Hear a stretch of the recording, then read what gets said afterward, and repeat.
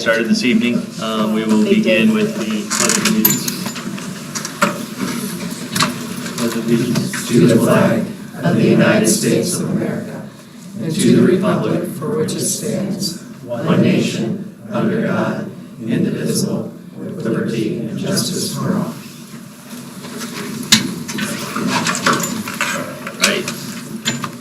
So we'll have a roll call. Ron Keller. Here. Tim Mills. Here. Sue Wilson. Here. Lana Kramer. Here. Ned Metzger. Here. Matt Rankin. Here. And I'm right here.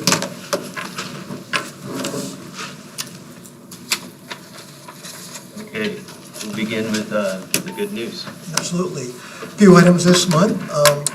You'll see the first one is Emerson Elementary students recently, not recently anymore, but they earned some extra time at recess playing kickball against staff for their positive behavior intervention and supports, or their PBI, reaching their PBIS goals. PBIS is a school-wide system that includes proactive strategies for teaching, modeling, and reinforcing appropriate student behavior. They use this program to help the students have a safe and positive learning environment and to provide consistencies in all areas of the school. Students are taught behavior expectations by their classroom teacher and by the school counselor. Every adult in the building reinforces students when they meet the behavior expectation and reteaches when they need a reminder of what to do to make sure it remains positive. School-wide behavior expectations are be safe, be responsible, and be respectful. Congratulations to Emerson Elementary School. Next, congratulations to Isaac Baldus at the DMAX Drive program and Indianola High School alum on being named the Big 12 Conference Special Olympics Athlete of the Year. Isaac was honored during the Dr. Pepper Big 12 Football Championship game on December 3rd at AT&T Stadium. That's an outstanding award. Next is the band department had a great showing at the South, I'm going to guess at South Central Band Association Honor Band auditions at Roosevelt High School on December 1st. There were 9 students selected, which is the most students selected in the past decade.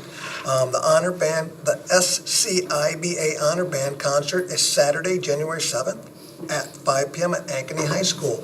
Those selected, again, hopefully I don't butcher anybody's name, Lizzie Ori on flute, Jacob Yellowberg and tenor sax, Noah Kellerberg on horn 2, Isabel Christensen on the euphonium, Jack Howard for percussion, Darren Conrad on clarinet 1, Sam Burns on trumpet 2, Carly Shetler on horn 2, and Ryan Rosales Edie on tuba. Congratulations to all of those individuals.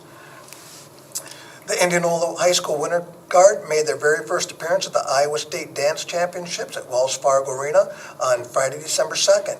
They placed 4th in Class 3, which is large schools for the color guard. Individual guard performance were as follows. Selena Cooper, color guard solo Division I rating in 3rd place out of 44 performances in the large school category. Alyson Jenkins, color guard solo Division I rating in 13th out of the 44 performances in the large school. Congratulations to all of the Indianola students who performed at ISDTA and to color guard coach Audrey Chambers. Next is Mali Olympics press release. On October 23rd, 9,301 chemistry students from 160 schools, led by 164 teachers in 34 states and 4 provinces in 13 countries, completed the Mole Olympics. Why?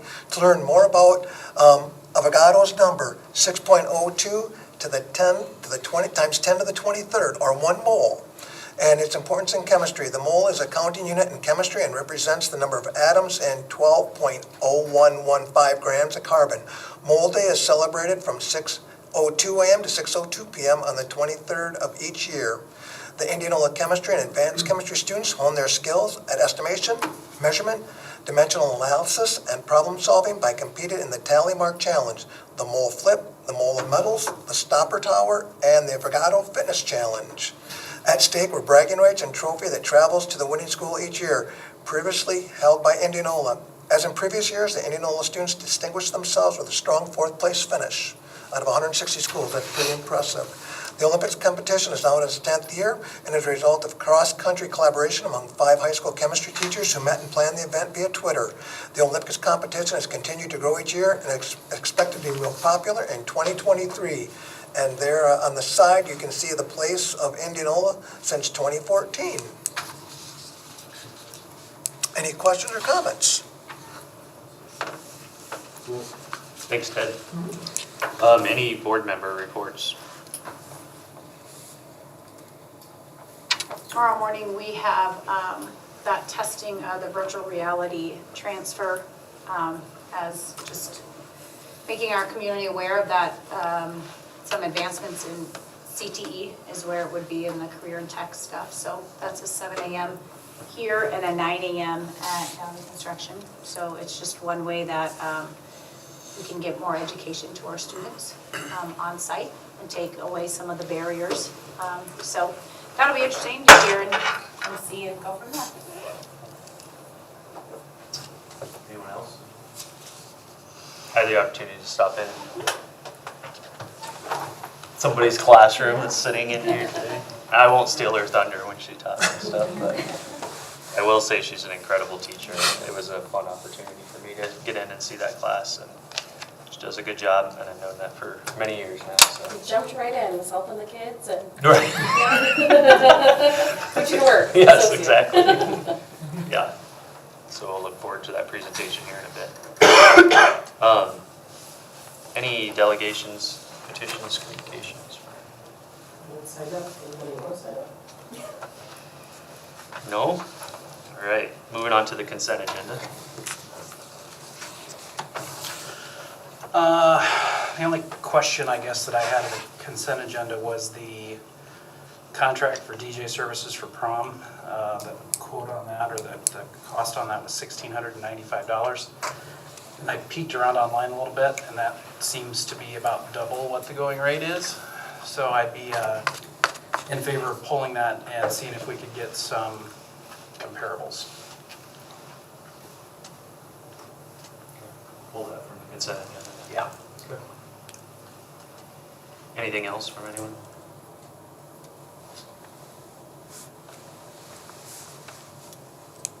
Okay. Set up a motion. Make a motion to approve the consent agenda minus 8 mobile DJ contract. Motion made by Mac to approve outside of 8. Seconded by Ryan. Any further discussion by the board? All those in favor say aye. Any opposed? Motion carries 7-0. Next is our presentation. And first it's with Mrs. Camp. So good evening, I'm Maddie Camp, and I am the current science pilot teacher at Emerson. Prior to this role, I've taught 4th grade, 3rd grade, and 1st grade.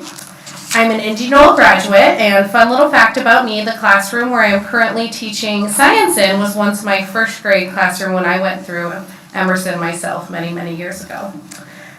Being a part of this pilot has been incredibly rewarding. Since I've been in education, science has rarely gotten the attention it deserves.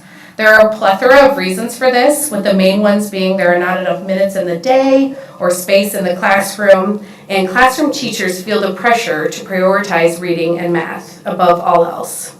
Our pilot has ensured that all students receive 2 45-minute classes of high-quality science instruction per 6-day cycle.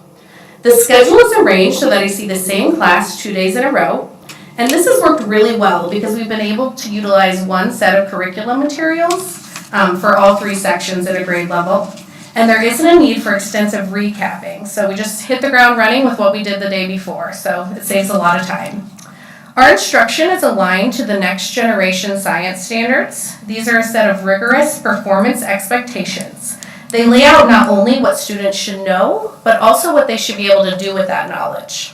For example, the current performance expectation I am working on with my 3rd graders reads, make a claim about the merit of a design solution that reduces the impacts of a weather-related hazard.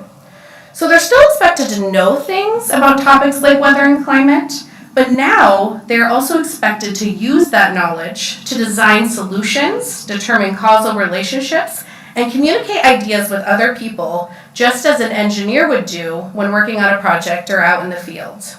These standards are powerful and ambitious. They have been in place for almost 10 years, but unfortunately, implementing them with fidelity has been a challenge. And most elementary educators will admit that it just isn't happening in a significant way. Well, I am happy to report to you this evening that because of this pilot, I can say without a doubt that we are teaching these standards to a high level in our lab at Emerson, and our students are rising to the occasion. I believe offering this opportunity makes us stand apart from other districts in Iowa. Last year, a committee was formed to select a new science curriculum for this pilot, and FOSS was everyone's first choice. FOSS has been around for over 40 years and was designed from its roots to provide every child with the opportunity to develop their ability to think scientifically. FOSS fully integrates active investigation and multisensory learning and has been demonstrated to be an effective curriculum for all learners, regardless of prior knowledge, language, or background. So you're probably wondering, well, if this curriculum's so great, why haven't we already been using it? Well, the reasons it's wonderful are also the reasons why it's nearly impossible for classroom teachers to implement in its intended form, while also trying to teach all those other subjects they're responsible for. I currently have 45 huge boxes of materials in my classroom that came with this curriculum. Rocks, circuits, weather vanes, magnets, sound machines, soil, sand, you name it, and the kids get to work with it. But the prep for each lesson is intense, and it is only possible because I am able to dedicate my time and energy to this one subject. We very intentionally did not purchase the textbooks that came with this curriculum, as we wanted the kids' time in the lab to be fully dedicated to rigorous hands-on learning and collaboration. It is very different from what our elementary students have done in the past, and it is opening up new doors. For all kids, but I especially see it with those kids who struggle with reading and textbook learning. Often these kiddos have a passion for solving problems, a need for tactile sensation when learning, or a zest for nature. This type of learner is able to shine in science class.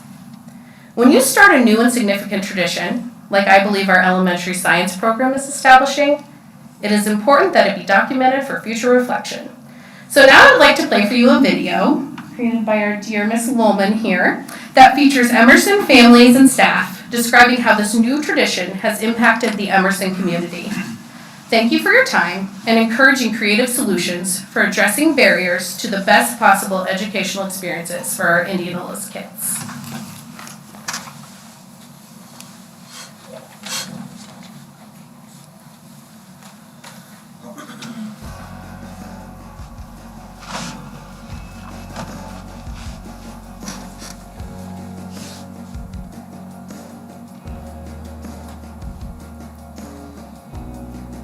The best way that I can describe the backstory leading up to the science pilot here at Indianola would be to say that we were on a quest. We were on a quest to ensure that we were providing high quality learning experiences for our students that would support their creativity, causing them to think deeply, and also connect them with the world, the phenomenon around them. At the same time, we also had a need and a quest to take something off of our elementary teachers' plates. Very rarely do we identify those things, and here was an opportunity to do both at the same time by pursuing science teachers dedicated to the specialty of teaching science and incorporating a very high-quality curriculum at a dedicated, non-interrupted time to enhance our student learning. The minute I heard about this job, I knew I was 100% all in, dream job for me, wanted this job. This is the best idea, we've heard of in a really long time. Because I know that it's what kids need, and I know it's something that's gonna make Indianola special. First of all, you're generating that sense of awe and wonder, right? When we're thinking about the whole child, we wanna think about what can we do to enhance their lives? Instilling in them a sense of awe and wonder about simple, mundane things like dropping water on different surfaces, or figuring out what's in our soil, or why when you throw something in the air, why does it fall back down to the ground?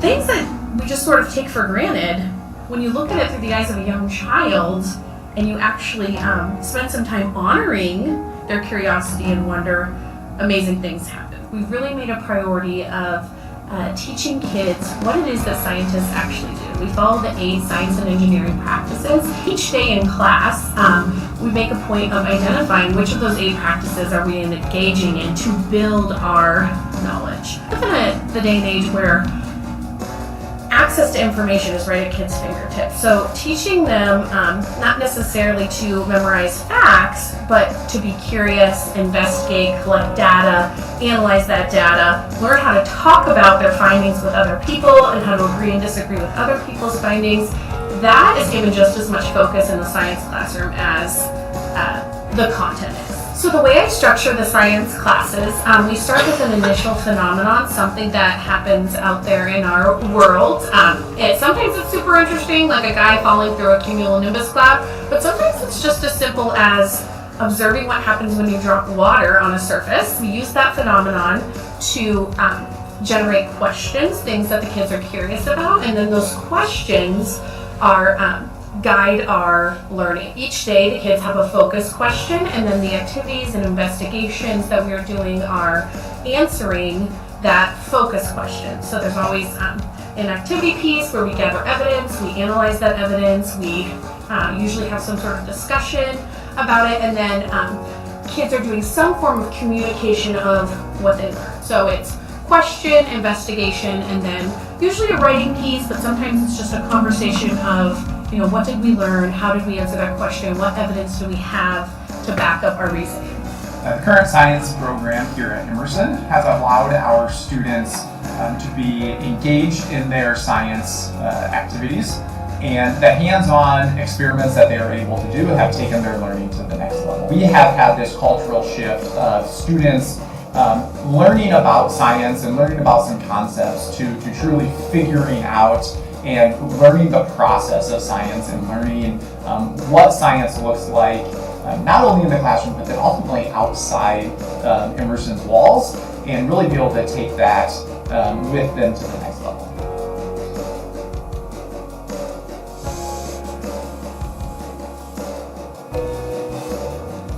I think science is so important for so many reasons. I think it teaches kids to question the world and be curious about things. I think that it teaches them problem-solving skills, perseverance when they set up an experiment, if there are positives going to work and it doesn't. And just that questioning aspect is so important. Makes them more well-rounded thinkers in other areas in the classroom too.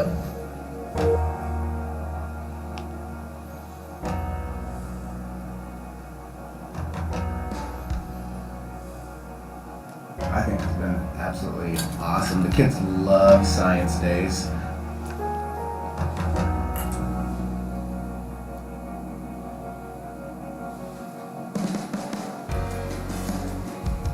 They're making connections in other areas of what we do throughout the day that tie back to science. And it's so cool to hear them using words coming out of science in reading, in writing, in math, or at recess when they're looking at an insect.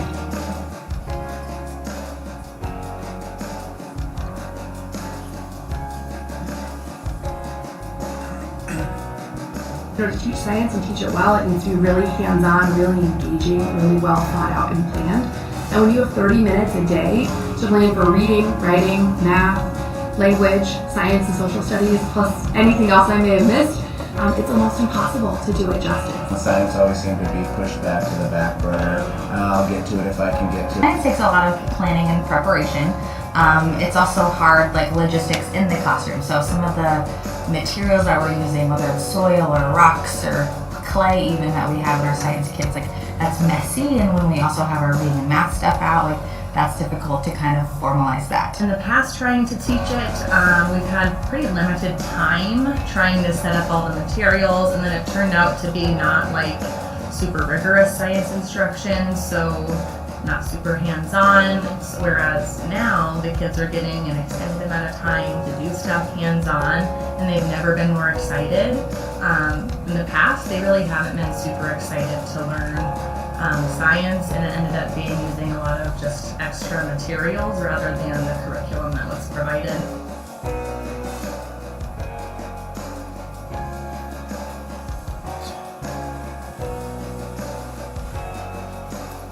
Somebody who's really involved in other areas in the district, coaching and doing other things. It's nice to be able to have the time built in during the day to get stuff ready for lessons or plan ahead, even meet as a professional learning team. Now with this added time, I'm much more well thought out in my preparation for the day. My instruction is much better than it was because I'm not rushed. And I think most importantly, personally, I just feel calmer. I feel more patient, which sounds silly, but when you're so rushed every single day like we were before, it's really hard to be the calm, patient teacher that we all need and want to be. And now I just have room to breathe and room to plan, and certainly no free time still, but I'm able to use my time more effectively. As a classroom teacher, I feel like I am so much more focused on my math and my reading, and having somebody who's more dedicated to science definitely helps the learners focus on this as priority again.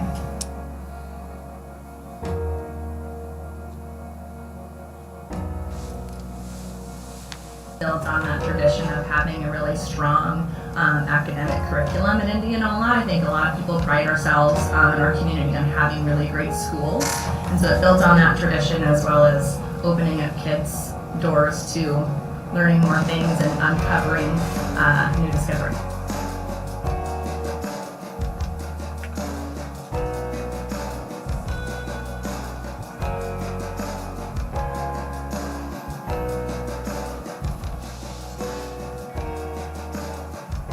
We love the new science program.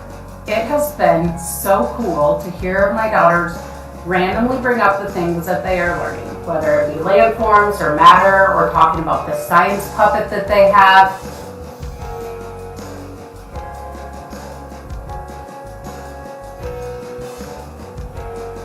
Well, in years past, he didn't really talk about science, and this year he's talking about it all the time.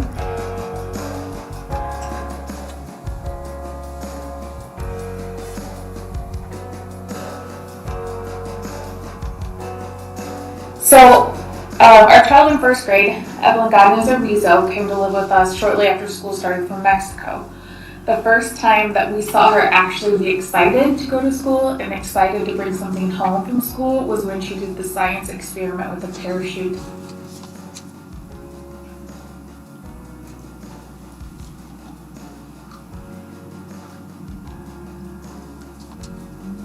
They bring it up on a drive home after school. While we're out and about, they might see something that they learned about.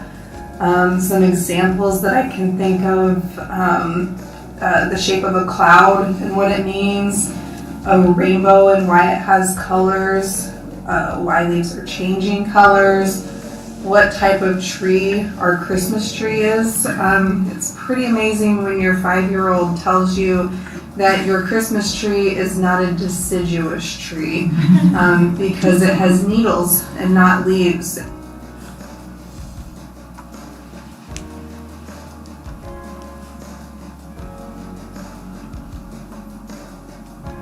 You can tell they're comprehending things at a different level than they have in the past. Every time they talk about science, they talk about something that they're doing. It's not just them reading out of a book or lecture-style teaching. They're hands-on in class every time that they're there, and it's really helping them retain what they're learning.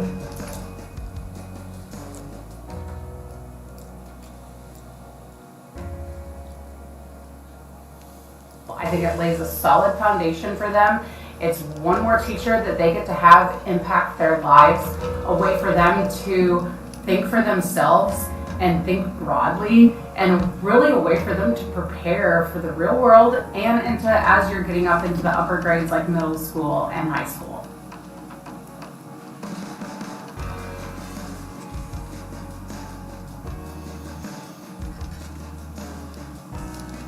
And what I love about it is that he comes home and he's like, hey, let's go check out the faces of the moon at night. And so we've had a lot of fun family time.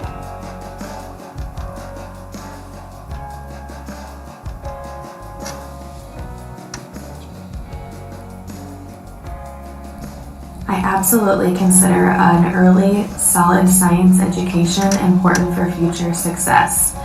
Science helps children build analytical skills. They can use these same reasoning skills that they learn in the classroom and apply them to everyday life. Not only does their early science learning affect them as students, but it can also affect the future of our world. One of these children whose science learning got off to a solid start could grow up and make the next big scientific discovery.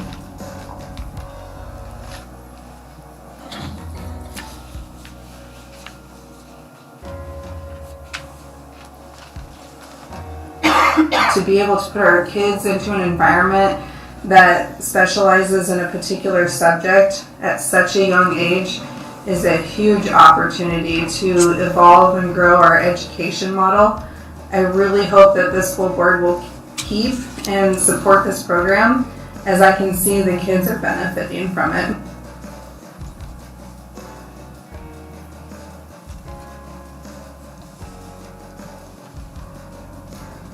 I would 100% recommend that the Indianola School District continue with this program.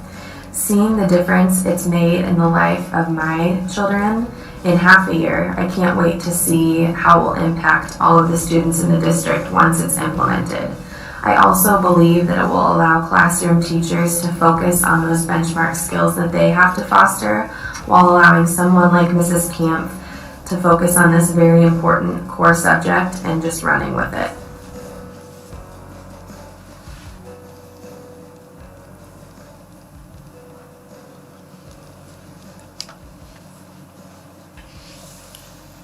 Right, thank you. Any questions for? Who put the video together? Very good job. Erin Woolman is our instructional coach at Irving Elementary. Okay. And her and Renee Strug, our additional instructional coach at Emerson, were pivotal and primary people in supporting Maddie through this. Yeah, editing takes a long time. Yep. Succinctly packaging parents, teachers, feedback for the board is a good thing. I mean, it synthesizes something that would have taken hours to capture. So, appreciate that. Just got one.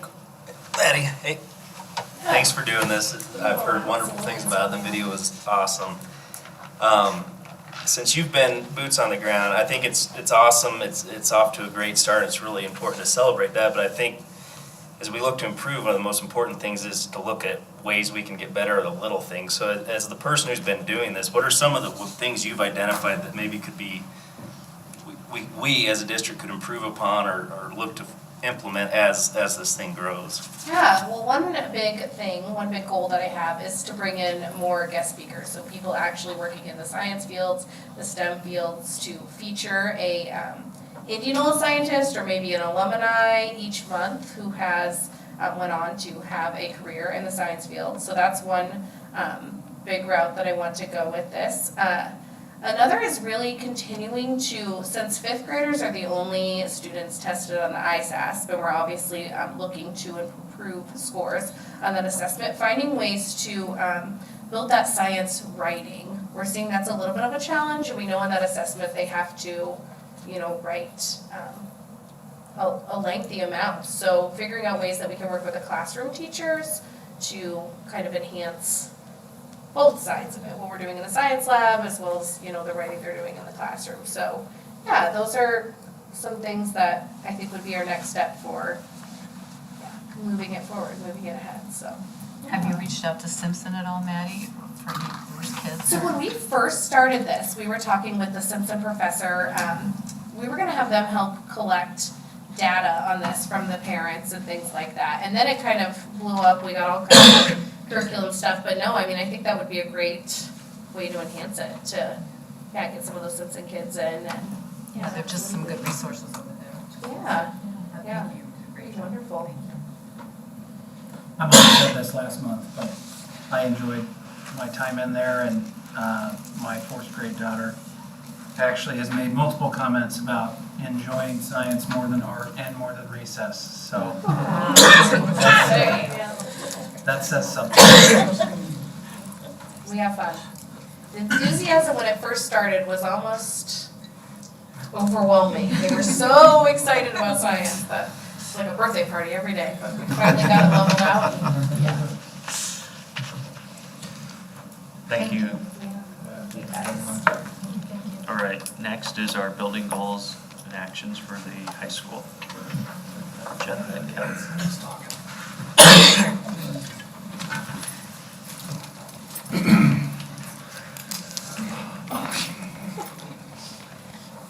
Well, I am Jeff Supersmall. You all know me. I am also here with Mrs. Kelly Rickson, our assistant principal. She's going to kind of tag team this with me tonight. We're not going to get into a lot of the the background on some of this is the 4th or 5th time you've heard this, so we're going to just stick to our specific goals and actions that we're looking at for the high school this year. The first one you'll see there is dealing with math. And what we're going to do with math as a way to kind of track how we're doing things at the building is that we're providing 3 objective-based benchmark assessments using Savas, which is a program that our mathematics department utilizes. And we're going to do that 3 times a year. And each time they provide that assessment, they're actually building on some of those initial tests that they're providing. So that first benchmark test, they'll give it. They'll look at the data and see how proficient students are on it. But then that second round, they'll also provide some of those first skills in there to continue to monitor how students are doing as the year progresses. And also a way to kind of check to see how the different strategies are working as far as if students are improving as the year goes on. So maybe they didn't get it that first round, but at that second checkpoint, are we getting better? So that is what we're doing with math. And we're providing that assessment, you can see in all of the algebra and geometry classes. So there's 2 advanced classes and then 2 regular classes. And the reason we chose those is that's predominantly where the bulk of our core instruction should fall with our standards. And we really just kind of want to gauge for now how we're doing in those categories for this year and at least the next year, so we can kind of see from year to year what it looks like. Other data that we would look at then would be ISASS results. We can certainly analyze how we're growing in those areas in mathematics from grade level to grade level, but that specific benchmark assessment is what we're really focusing on, so we can see multiple checks throughout the year as opposed to just that one with the ISASS data. And then the next piece is conditions for learning. I'll let Ms. Rootsner talk on that. No, thank you. As you know, part of ESSER, they decided that we were going to use the Conditions for Learning survey each year. It is to promote improved safety, student engagement, and the overall learning environment for students. So as we go over our data, the Conditions for Learning survey looks at physical safety, student-to-student relationships, teacher and student relationships, boundaries and expectations, and emotional safety. When we went through our data as an admin team, we picked out some things looking at boundaries and expectations. We noticed actually that 78% of the responses to the 9 questions were either strongly agree or agree. Except when looking at the last question in this area, which was, my school lets a parent or guardian know if I'm doing a good job, it actually scored only 29%. And we took pause and we thought about, at the high school level, we have so many activities going and, we're celebrating this and celebrating that, but how much do we actually look at the celebration in our classrooms? And that is something that we as a team want to point out. And our January PD, we're actually going to be going over our school profile. And this will be a data point that we look at as a staff and pull different pieces out and discuss and how to move forward with those pieces. The next one on the list is our school profile report. So we are targeted at the high school in 2 different categories, multiracial and students with disabilities, and that's outlining that they're achieving the bottom 5%. So one of our focuses this year is going to be to build a plan to address that. So things that we've already had set up is we're going to do a data review with our local AEA, and that will be coming up in January. After that, we'll continue to look specifically at our targeted groups on the ISASP, and then we'll have another meeting along with the AEA to begin planning the next steps to address our needs, along with completing the SAMI to help also identify kind of that holistic view, what we need to improve, what we need to work on as a school. I would say we just met briefly with our AEA representative, Shannon Harkin, last week. Sarah attended that with me. And we really nailed down that we want to talk about the whole picture. We don't want to just focus on these 2 small data points, because as we look at our whole picture, that's how we're really going to affect change. If we try to attribute this to just one small group, it's going to be difficult. And overall, we know that there are things we can work on as a building, and these are just 2 small categories within that. So we really want to focus on the whole picture and make sure we're looking at that data from that perspective versus just really singling it down to one thing, because it's more meaningful that way for us as a building. I think I got everything in there. The last one then we have is with ongoing professional development that we started this year with Teacher Clarity, and this will be a process. Yes, and I promise to keep it short because I kind of geek out on this kind of stuff. We are really excited about the Teacher Clarity piece. We're working with the Teacher Clarity Playbook by Fisher and Frey. And there are 9 modules in this section. And it focuses on the fact that if we know that teachers know and communicate exactly what they want their students to learn and why and how, then our students will be more successful in their learning and the mastery of standards. So we're going through the 9 modules, but we're not going to go quickly because we want to do it right. So this is a 3-year process. And the first 3 years, we are focusing on the first 3 modules, identifying concepts and skills, sequencing learning and progressions, and elaborating learning and intentions. We are utilizing the playbook itself, and we're also utilizing our essential Common Core standards and our pacing guides. So those are the resources that we're using. And we're very thankful and very excited that in February, 8 of us will be going to the Teacher Clarity convention in San Francisco. And we actually get to hear the keynote speakers, which will be Fisher and Frey. So we're really excited about that piece and what impact it's going to have on student achievement. Thank you. Any questions for Jeff or Kelly? I just would say, I think that the comment about identifying the positive things that happen in the classroom, is a pretty good point. We celebrate sports accomplishments. We hear about them on the news. You don't hear about, good grades until they get salutatorian or valedictorian, and if they were really close, you don't even hear that name. So that's true. And also celebrating it, we don't just have to celebrate the kids that all have A's, right? Absolutely. Celebrate the kids that made that improvement, that worked hard to get from their C to a B minus or a B. So we're so much in this mindset that we have to have all A's or a few A's with B's, but there are some kids that when they hit that C plus, that is a huge accomplishment for them. So just knowing our families and our kids more to know that when someone goes from a D to a C plus or a B minus, that is so much praiseworthy, just as the kid that loves A's and had that one and push to get all A's. So, absolutely. Yeah. Thank you, guys. Thank you. All right. Next on our agenda is G1A, 2023-2024. It's okay to leave if you guys want to leave.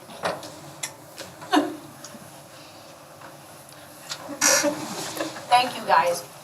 All of you that came, thank you. Thank you. Thank you. Yep.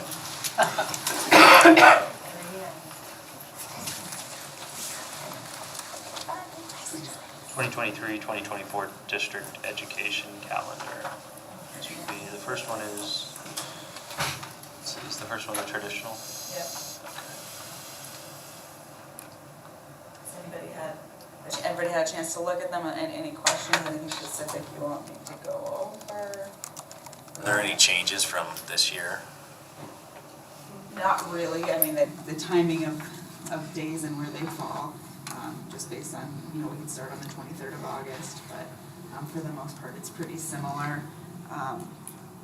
In order to get those 180 days in, we are going right up to that May 31st, starting on school on a Wednesday, the 23rd. Just kind of the way the days fall. Sometimes there's a lot of room at the end of the calendar, and sometimes there's not. So I would say the things that didn't make it in there, you know, we still are looking for building level PD throughout the year, technology training, district safety training. We like to have students like to be done before Memorial Day. That didn't happen this year. They like to have, for this calendar, that wasn't possible. They like to have a 2-week winter break. That wasn't possible, just the way the days fell. But all the things that are required, we certainly got in there, and a lot of the nice to have things we got in there as well. So this doesn't leave any professional development for mental health, safety, any of the trainings that have been some board priorities? We have, there are 5 teacher PD days, which are curriculum-based. There are 3 teacher work days, which is our district day. There's a building day, and there's another work day, so we can potentially do some things in there. You know, we have monthly after-school meetings that we can have within the buildings, but as far as days or even half days for specific to training, with a 190-day teacher contract and 180 student day recommendation, we just got, there's nothing in there, so. My question is like, why have we not yet looked at like 190 plus days for the teacher contract? We can sure talk about that in negotiations, I know. I don't think, Is that something? I don't think it should be a negotiation, should it? It's not a negotiation item, is it? To The increase calendar. contract days? Contract days. I don't know, maybe not. Isn't it just base wage?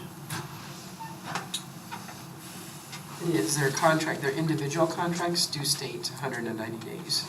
But that's not is that a master contract deal, or is It doesn't state days, I know that they took that out a few years ago, but yeah, it does have 190 days in that contract. I guess my thought is like, we've talked 3 years at length about trying to get more training for our teachers and more time for them to focus on a few things, and I guess I would like to see some action on that instead of just talk. action in terms of increasing contract days? Right, to see that, what does that look like? Like, what is the expense to the district? What would be filled in those days? What would it actually look like? Is it really needed? Just evaluate that. And if it's not needed, then we don't do it, but if it is needed, I guess it's just something I know we've spoken about it many times for the last three years and stuff, so. Yeah, I was gonna ask, I mean, kind of what Sue said, just does the calendar nest with the board priorities that we talked about? And I wasn't even thinking about all the trainings that you just brought up, but I think, view it from both perspectives, I think the challenge is there's so much training and professional development that needs to take place. It's just super limited, and I would be careful we talk about taking more and more off the teachers' plates. I would be careful to suggest more contract days. I don't know, Donna might know better than I, but I'm not saying it's a perfect answer. I would love that we could train some of the other things. I just think it's a 190-day box that you can only fit so many things in. So that's the flip side of it. Like, professional development wise, as far as the nuts and bolts of teaching and what they need to have throughout the year, like what do you take away to add? So I don't know that there's an answer. what's your perspective, Donna, as a former teacher? What's that? Well, I'm not sure it's not negotiated, number one.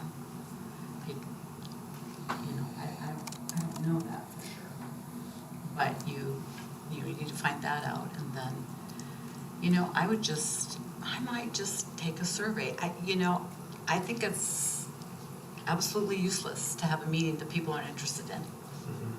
So I think you need to find out what kind of things the teachers are really interested in learning about. We have our priority, but I'm sure you've all sat in meetings when you didn't give a rip about what they were saying, or I've said in meetings where I've corrected papers because I wasn't interested in what was being said. So that was going to be my next question. My next question is, can you incorporate some of the training that is being talked about that would nest with board goals and strategic objectives? Can that be nested within like the district day that you're talking about? Like, is that something like, yes, you're right. I have sat in training that was either useless or was not engaging to me. And so I'm not criticizing anybody's program with instruction that they have on record. But if something, is there the time within days that are professional development or district days, do you believe that there's time where a purposeful,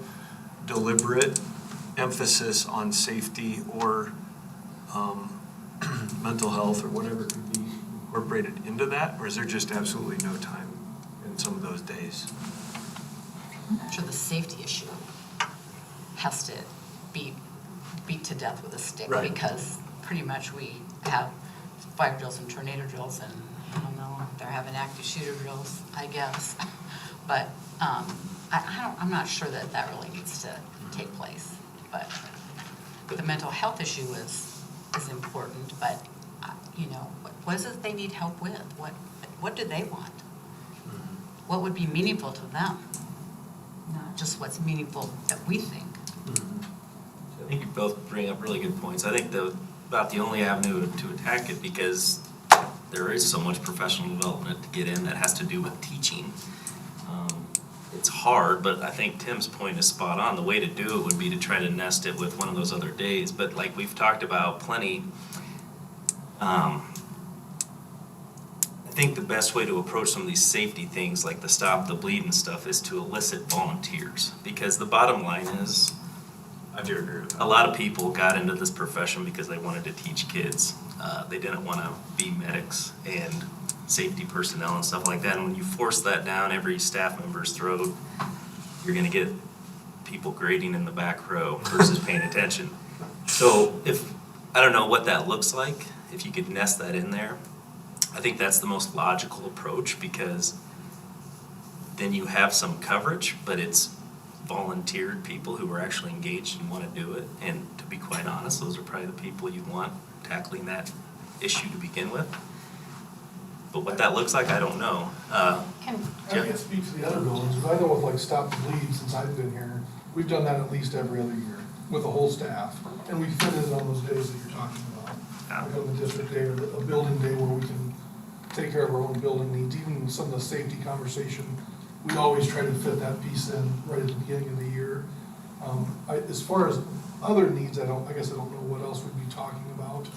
But I do know as a building, we do that intentionally at the beginning of the year. And each building too has their leadership team for PD development. So they have their teacher leaders on their groups, and they can speak to that too. So what they need is coming from their teacher-led leadership team with their administrators. And especially then too, our PLC leads, I reach out to them for each of our PD days, and they have their overall goal for the year and where are you at next, because they work on it at their Wednesday early outs also. And so they're helping to design and select their goals of learning. Some things are more mandated by the state. For example, we needed to implement our computer science program. So some of that code.org training we need to put in place. I would say Ben has captured it directly. We have this many days, and we've tried to put our professional learning in there, but then you have staff development, which is the training that is outside of learning about instruction. And where does all of that fit? So it just keeps having to go back and forth and balance that with that. So. I just know when we asked those to be trained on Narcan, that every single one of them said, I had no idea I would learn this much today. So I also think we get in a world where I know everything about mental health, I know everything about active shooting, I know everything about this, then you sit and you get educated by somebody that is not within our school district or whatever, and a whole different light is shined on the issue. And, you know, our district is now sitting in a really good spot to be able to have this on site, and it took an hour of training by 30 of our people, and I'm convinced it will be, they will have to put that knowledge to use at some point, but it was something that really set our district on the prevention side, right? Not always running in the reactive side, on the prevention side. And a whole lot of more information was learned in that room than I think that people even that thought about it. So I think sometimes when we say, you know, mental health, everyone thinks I know everything about mental health. Well, you bring in the specialists and they hone it down to certain areas. So I don't know where to fit in all this, but when I speak with the teachers, that's the common theme, that they're not prepared how to deal with the issues that their students are coming to them with right now at the elementary, at the middle school, at the high school. And so I agree that topic is critical and trying to fit it in, but I also agree with tapping into local resources with specialists and all that can come into our district and really educate.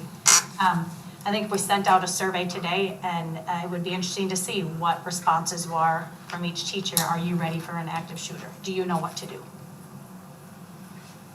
Right? Because maybe the high school's ready to go, but it would just be interesting to see what each teacher's individual response would be to some of these questions.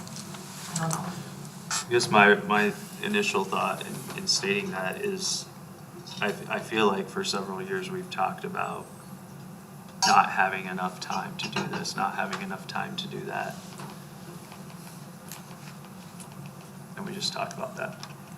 And then we talked about it again the next year, and then we talked about it again the next year. So Yeah, but I'm just wondering Yeah. why we just keep talking about it instead of But what is it, so. what do we look at? So we would How add. do we figure that out? Just theoretically, so if we said, okay, 192 days, so. And I don't those even days know, is- Dawn, if it needs to be 100. I mean, maybe it's you stay till 6 or 7 o'clock in the evening and have like and the school brings in food and stuff, and you have a long day to get whatever you need. I just want to know. You want them to be trained? I want them is to be that- trained for whatever they need. That's all I want. I just want them to have. So you want this as training days or whatever? Whatever, like if it's needed. If it's not needed, then we shouldn't talk about it anymore, and it should be fine. And maybe not just But if it's- education. If it is needed, then what is needed, how much time is needed? How much is that gonna cost our district to pay people for that time? And how do we do it? I appreciate everything that everybody said, and I just taking it all in, kind of think about from everybody's different perspective what that looks like. And I think that we need to remember as a board, if we as board members and parents and grandparents of children in this community, if there are things that we need to emphasize on, we need to find the appropriate time to do that. And if that means that we stay late, I think we need to stay late. If that means we increase contract days, we increase contract days. My question is, if Des Moines is at 195 contract days, and they have less than 180 student days, what are they doing with their time that we're not doing? What is it that the larger district is doing? And maybe you can answer that question. I can tell you what we did in my previous district. We had contract days and we had student contact days, and they were much different. And we've talked about it at the cabinet level. Once a month, we had a professional development day. And that was, half the day was building level and half the day was district level. And it would be kind of like what Jeff and Kelly have talked about. They would take care of some things that they need to do at the district or at that building level. And at the district level, it might be something around mental health. It might be something around, safety protocol. It might be something around, whatever was a piece of the district. Because what people get, I don't want to say hung up on now, but what people think about is days versus hours. So we are an hour district and not a day district. So our goal is minimum, and I'm not saying we should be at the minimum, is 1,080 hours throughout the course of the year for instruction.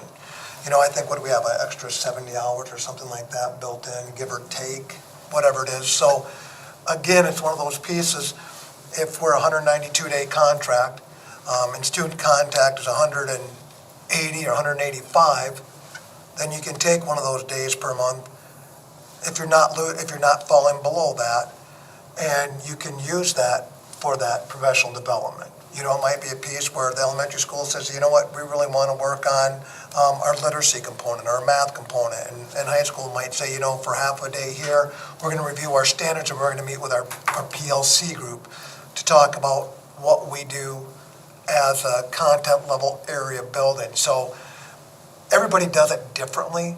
I can just tell you that every district that I've ever been in, at least we've had 3 or 4 days minimum throughout the course of the year where we've had full days of professional development. Are those built in here? What's To that? this? Are they, is that many days built into this or no? Not for that type of professional development, no. Because what's going through my head is I'm like, where does like constructive feedback for teachers from, like, Jeff, where do you get to sit down with teachers and give feedback? Like, does that happen on a district day? Does that happen on a? That happens daily. So with the evaluation process, you set up pre-observations, post-observations. So after every observation, you would actually have that conversation with any teacher for that feedback. And it generally could happen before school, after school, depending on their schedule, or during a prep period. And I would say that's pretty standard with every staff that's on evaluation. So you're able to give feedback to them, but there's not a deliberate professional development day that's sprinkled throughout the year. Not for that purpose. The feedback's more immediate. Yeah. Yeah, and valuable, obviously. I think that'd be difficult. Yeah. We could always, so kind of along that, I mean, once a month we have a staff meeting earlier in the morning than traditionally teachers would come to work. And in that meeting, if we were to, maybe we take walkthrough data specific to a purpose, call it technology maybe, we could share that at that time if we prepare for that in advance. So once a month, we would have that opportunity to provide a whole group feedback, I guess, for some of those types of things, if that makes sense. But for a limited amount of time, it's not. Yeah, it's a 30 to 40 minute window. When it would be able to, we'd be able to share the data at least from something like that. I guess to me, this just comes down to the administrators, you guys figuring out, is there a need? And if there's a need, then we look to figure out how we fulfill that need. If there's not a need, then we're okay. But we don't just give 2 days and then say, now fill 2 days with crap. Like, if there's a need, then we're gonna fulfill the need by giving you what you need and stuff, and that's how we figure it out. But that's what I'd like to hear from the administrators, I guess, is what is the need? What would you do with it? How much is it gonna cost? And then we figure out from there how to do it. So do you think we should table the calendars until we had a better answer? I would. I mean, otherwise we're just gonna do this again next December. Well, that would, to pigtail on Rob's comment there, like, not only identify what the needs are, but truly understand the block of time. Like, I think the best way is to integrate it within one of those days. Like, active shooter training, I teach it, it's like 3 hours. It's not like a whole week and you make people into Rambo. It's a class, I mean, not to make light of it, but it's 3 hours. Can we find 3 hours in a PD day? Mental health, can we find a couple hours within one of those PD days? So I don't think there's a lot of priorities, and that's where, like, I struggle with it, because I know there's also a lot of academic and professional priorities they have, but it's like, can we find those blocks of time? And I don't think we're looking at days upon days to accomplish that. I think we're looking at blocks of hours. Well, and I look at it as more an investment in our teachers. and an Right. investment in our staff, and an investment that we want to do better and meet the needs that we are not meeting right now, right? So this isn't a volunteer thing for them, right? They would be paid to be here, but it would be an investment in making sure they feel safe at where they're at, that they feel functional in where they're at, that they're making sure we work very hard, which we should, to make sure our students' and families' needs are met. The best way to that is to make sure our teachers and our staff needs are also met, so they can every day be able to work the best they can to provide the very best service for our students and our families. And so I guess I view it as not making them work more, but investing in our school and our teachers and our employees. I agree with the idea of, it would be interesting to send out like a survey monkey and just request, you know, from the teachers, like Donna was saying, you know, time, how much time, you know, what subjects, what do you feel like you are missing from, you know, professional What do you need the most development? help with? Right. You need help with Right. dealing with the mental issues of your students. I mean, obviously, they're not professionals, and, you know, if it's very severe, it's gonna go to someone else, not them. As in, shouldn't go to them. It would be even interesting to ask them how many days, like how many days do you think, because in my head, I'm like thinking, like Ben was saying, I mean, you could plug some deliberate stuff into a couple of days. It doesn't mean that we have to go to like X number or whatever. And I don't even like going to the number. I like what Rob said.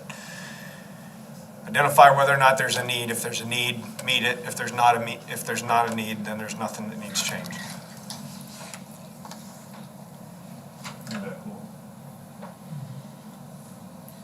We'll just pull this and then you guys can talk about it. Got a motion to table it. Motion to table the traditional calendar, 2023 to 2024. It'd be both calendars, right? Yeah, both calendars. Motion made by Tim. Seconded by Sue. All those, any further discussion? All those in favor say aye. Aye. Any opposed? Motion carries 7-0. I was just gonna add too, like I know the safety is it has been made a priority and it's been talked about. I mean, that really is just a one-time, like 3-hour investment. And then from there, it's literally just like the fire drill or the tornado drill. It's just, so, you know, it wouldn't be a strain on every calendar. Right. So, you know, if we can find how to nest that into the days given, which I think probably could. And I know that this is like a wicked problem, so I want you to know that we appreciate the work that you put into it, because it does take a lot of work. Wrestle with those dates and everything like that. And we probably owed an earlier comment about, you know, a goal to try and see whether or not we needed to plug something in there, but I know this takes a lot of work, so thank you. All right, next is the 2022-2023 high school student handbook update.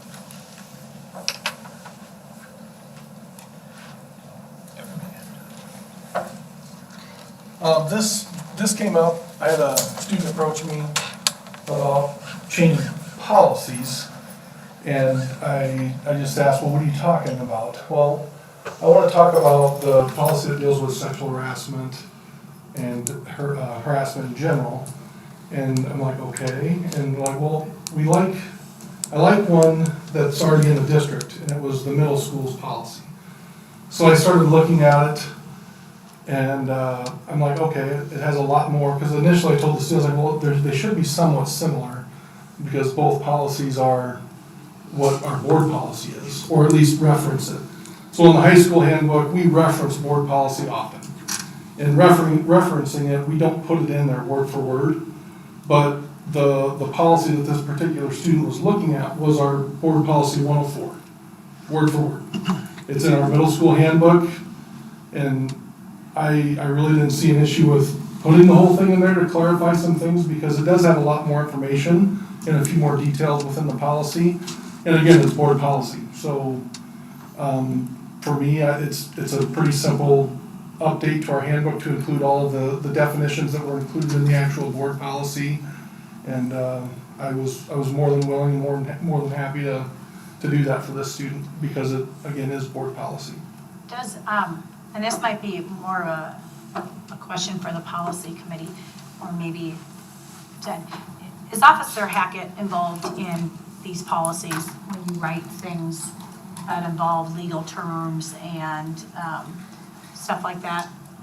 Like, has he looked over this and, or his department to make sure that we are using the right verbiage and? I mean, this is, go ahead.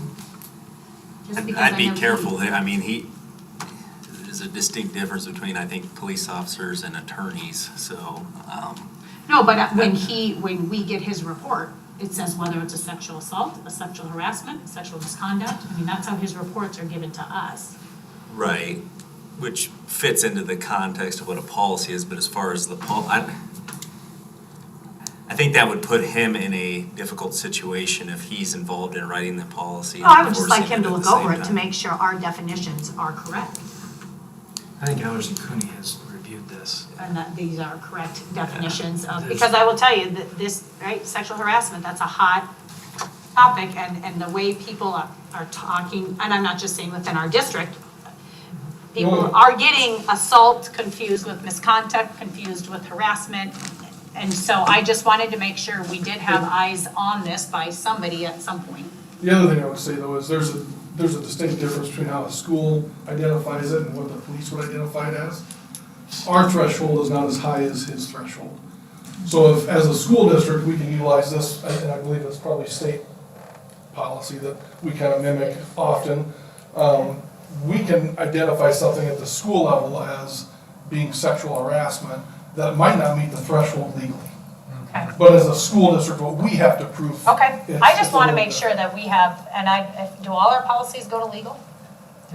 Well, and the biggest piece is, They come from, Oh, okay. yeah, this comes from Iowa School Board Association, so it's we're roughly, good. everybody within the state of Iowa uses these policies. Perfect.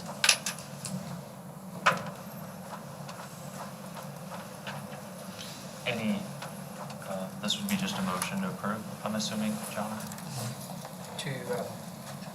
It's an update to the amendment. To approve the amendment. Amendment to it. motion to update the high school handbook, 104. Motion made by Mac to approve the update, Second. seconded by Donna. Any further discussion by the board? All those in favor say aye. Aye. Any opposed? Motion carries 7-0. Thank you. Okay, next is the board curriculum committee meeting report. Two of them. Two of them. On the 10th, right? November 10th was the first one? Yeah. We talked about we talked about the computer science plan, how we did the BBOTs, same thing kind of in, that we talked about with technology, just integrating technology into science a little bit. We talked about how it's not screens all the time, but it's more of a process of thinking step by step instead of just screen time on the computer. We talked about DMAC, and as some of our teachers get more and more degrees, it allows us to offer more things. With DMAC, you must have a master's degree to teach these courses, and if you have a master's degree to teach the courses, then our students do get college credit for that. Is that correct? There's an application process that has to be approved, and our teachers are the ones who seek that out. We don't place that on them.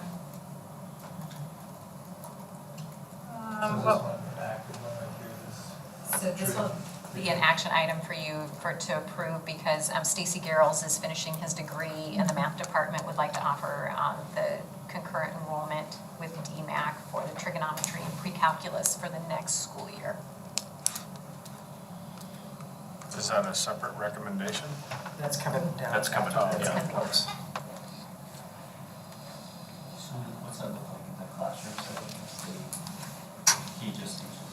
Yeah, so we already have the course, it's just our students can't earn DMAC credit at Okay. the same time as a graduation credit here. So Okay. by going through that process, it's a benefit.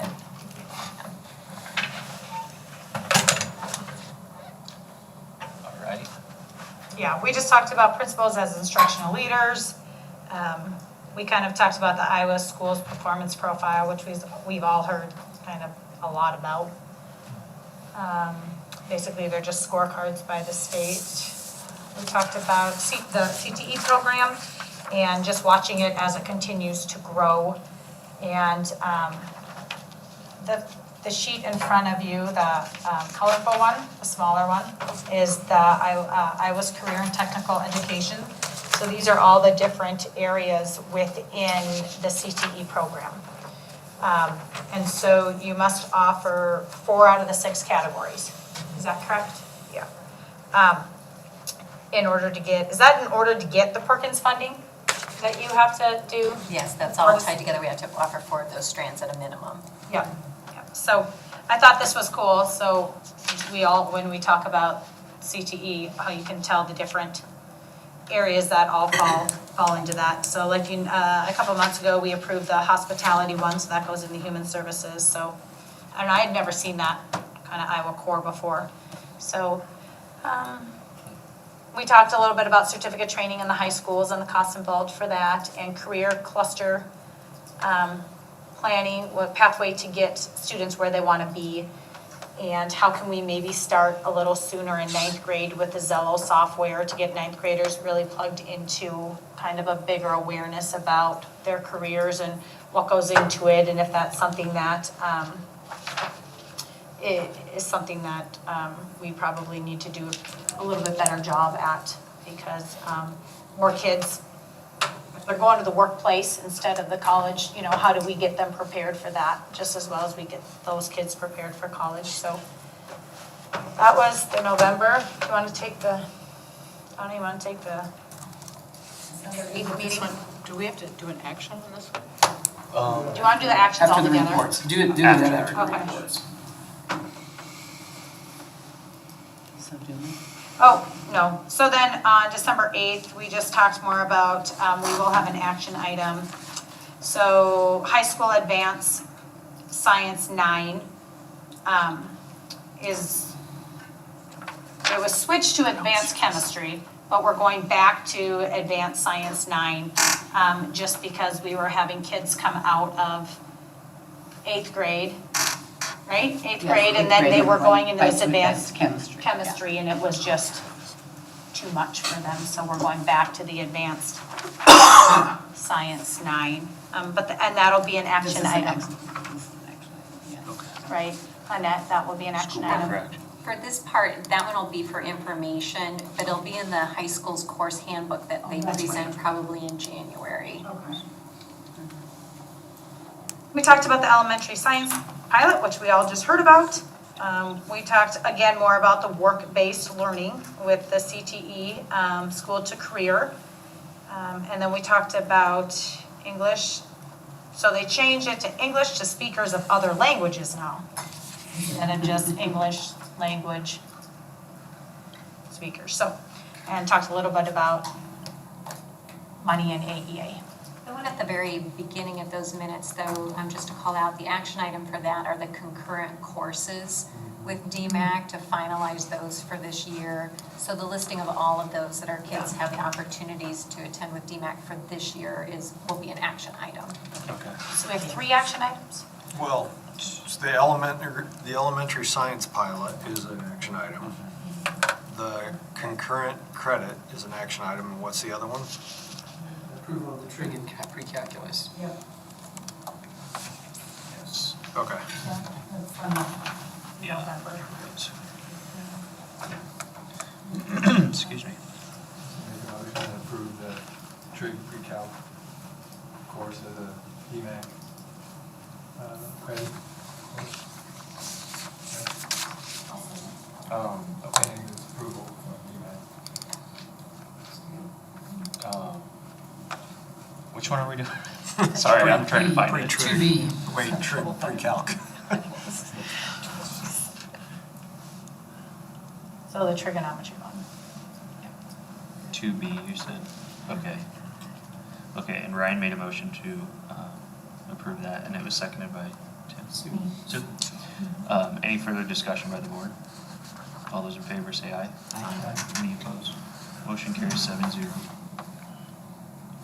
The next for the SiAC, right? That's just a set, yeah. That's just information though, I believe. What's that? We didn't talk But we haven't talked about it, have we? We got concurrent courses, Yeah, we right? have concurrent courses we still have to do So before we maybe move It's after on. SiAC. Oh, it is? Oh, Yeah. okay. So hang with us because you've been busy, right? For the SiAC committee that met on December 1st, they were exploring barriers to parent and family engagement was the topic for that evening. We did refer back to this, and this was a diagram that Sue had asked me to provide you copies of, even though this diagram of those tiered systems of support is specific to mental health. This is the framework that we can use for many different things in the district. And so what we specifically talked about that night was about family engagement, which is one of the blocks in the green area towards the bottom, and talked about those things that we could be improving on in the district to engage parents in the learning and student achievement for them. And then Superintendent Inns gave an update regarding the TeamWorks International and had invited the SiAC members who were interested to contact either himself or myself if they would want to be involved in that process. All right. Any questions on SiAC? Okay. Next is the approval for high school concurrent enrollment. I have really been wanting to Okay, go for it. recommend high school concurrent enrollment 2022-23 Career Academy classes. Motion made by Tim. Seconded by Mac. Any further discussion by the board? All those in favor say aye. Aye. Any opposed? Motion carries 7-0. Next is the science. I do have a question really quick back on that. Annette, we last month approved the EMT program for a couple of students. Is that something that can eventually be on that list? Is that the one that's under emergency care? I'm wondering. I bet it's different. Yeah, I taught emergency care, so if that's the same curriculum. It's not where you walk away with a certificate. Yeah, I can check with Dawn Fitzgerald because she puts this together in order to have waiting financing with Jonna. And these were the ones that she had listed that they had people, or students that were either enrolled in or available at this point with DMAC. So.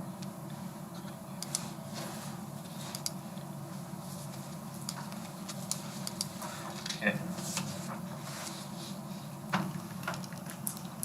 Motion for the science program. Well, I'll make a motion to approve the science K-5 program for the 2023-2024 school year. I'll Motion second. made by Mac and seconded by Donna. Any further discussion by the board? All those in favor say aye. Aye. Any opposed? Passes. Next Amy, is, when will those interviews? Those jobs were posted in the morning. They're already set. next is the board HR committee meeting minutes report.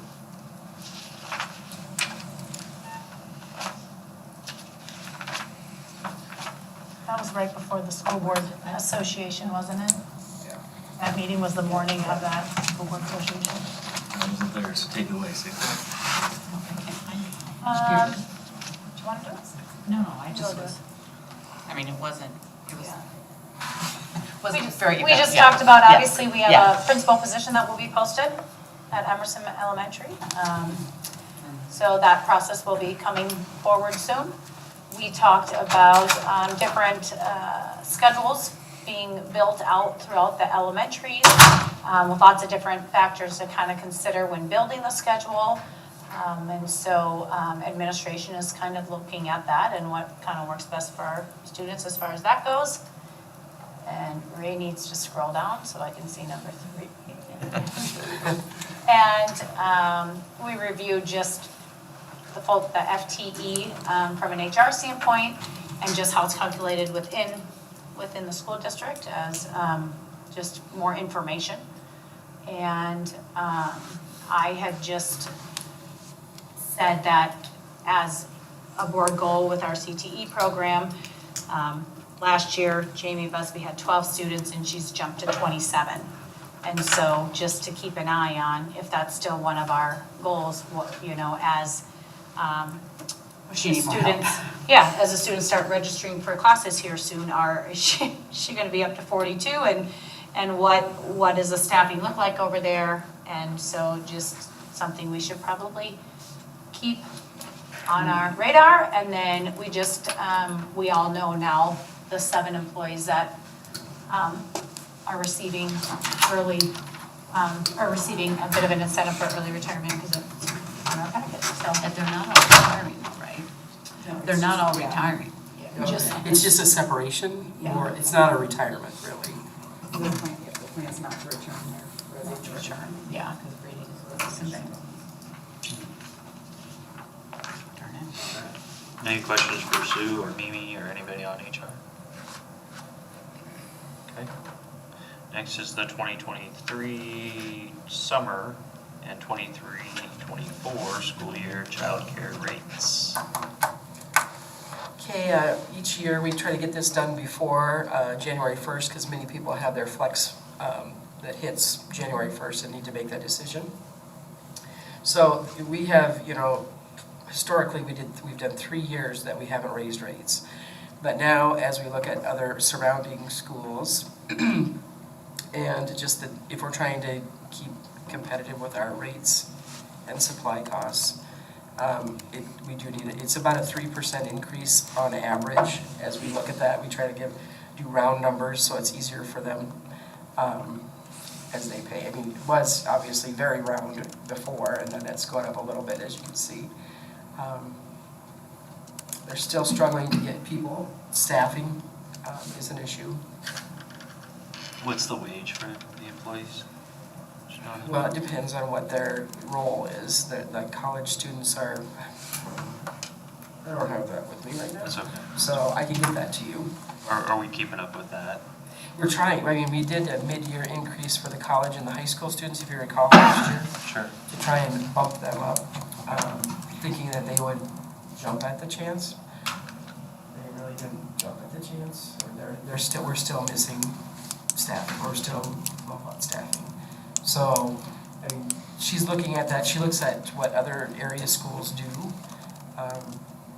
Assuming she reaches out to Simpson and other schools. She sends and she goes, actually she's sent the information to Kim Seberg is our study hall supervisor, and she has been talking to people, which is kind of a good, another touch point, though it's a sign on the door and the guidance on this, or in wherever they have bulletin boards, but it's just not being attractive for some, I guess.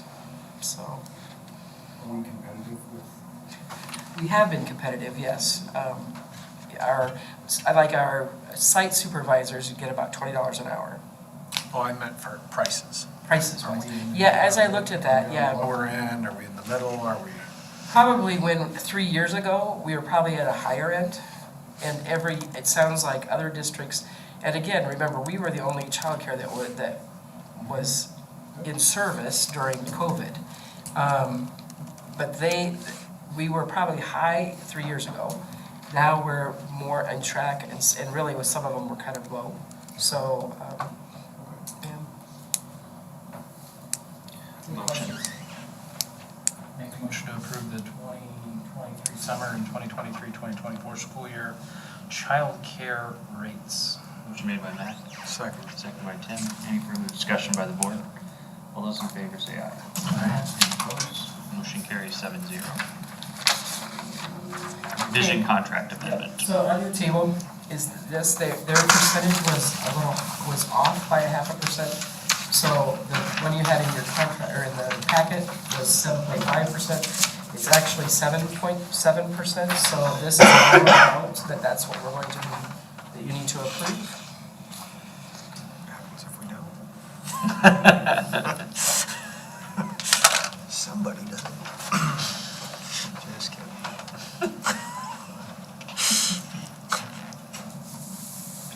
Nobody wants to do it. I will make a motion to approve the amendment contract with revision. And what the total fee is the 400, well, the estimated fee is 480, 100. Put that in there. That's great. Thank you. $30,000 in savings. That's right. Motion made by Matt. Second. Seconded by Donna. Any further discussion by the board?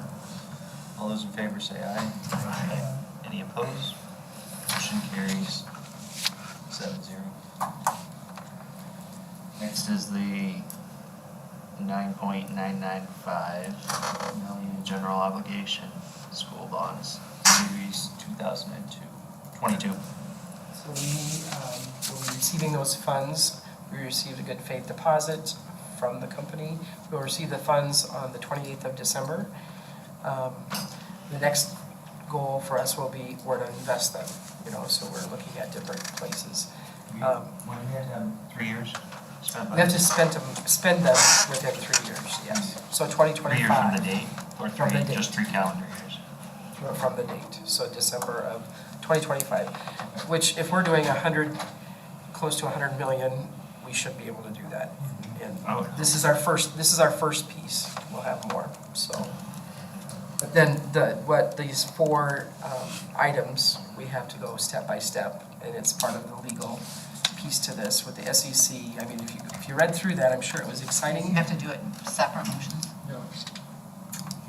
Separate motions, yes. The 1, 2, 3, and 4, yep. So. Ready for it. Are we just reading these verbatim? Or You can read them verbatim, yeah. I just want you to know, I'd read through them. I knew whose name was on all of it. I'll move the resolution to appointing the paying agent, bond registrar, and transfer agent, approving the paying agent, bond registrar, and transfer agent agreement, and authorizing execution of same resolution, directing the advertisement for sale, approving electronic bidding procedures, and approving the statement. You did that very well. Should do. Motion made by Donna. Seconded by Tim. All those in favor say aye. Aye. Any opposed? Motion carries 7-0. Go ahead, Donna. Just keep rolling. Approval of the form of tax exemption certificate. Motion made by Donna. Seconded by Tim. Sorry, that was the first, amend that first vote. It was 6-0. Oh. Sue's not here. Seconded by Tim. Any further discussion by the board? All those in favor say aye. Aye. Approval of continuing disclosure certificate. Motion made by Donna again. Second. Seconded by Tim. Any further discussion by the board? Where's my cue? All those in favor say aye. Aye. Any opposed? Motion carries 7-0. Resolution of the authorizing of the issuance of the bonds. Motion made by Donna. Seconded by Tim. Any further discussion by the board? All those in favor say aye. Aye. Any opposed? Motion carries 7-0. All four. Just for, I know Sue just stepped out, but I think we need to see because I don't think I can amend this. So Sue, would you approve the number First one. Yes. Motion was already made. I Now we're at 7. Sorry, That's okay. I'll ask you when I can use the restroom. I think we need to get a hall pass. Hall pass. I'll pass. I I have a think it little, should be big and I kind have of a little one embarrassing. sitting out there. This size. Check in on her. Okay, monthly financials, the most exciting time of the year. You can look at September, but jump to October because that's an exciting month. We receive our first half property taxes, so it's always kind of a favorite month of mine. And you see let's see. As you look from, we are pretty much the same general fund wise. We're still waiting for our federal monies for the computers that we purchased.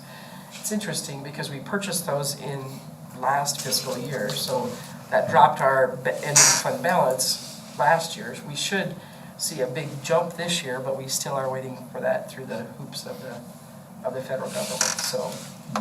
But all the funds are doing well, I think. I mean, as we look at it,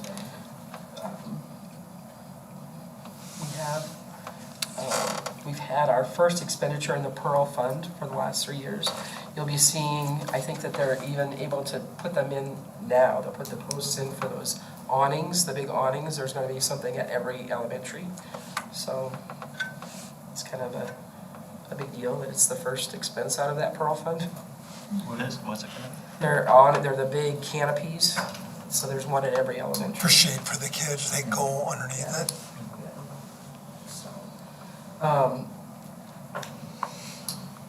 Any questions, I guess? I had a question, John. So I don't remember, I don't remember all the funds that we received COVID dollars.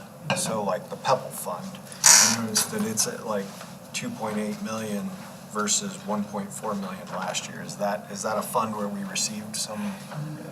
Funds that received COVID funding would be the general fund, the food and nutrition, and childcare, and a little bit of the self-insurance fund.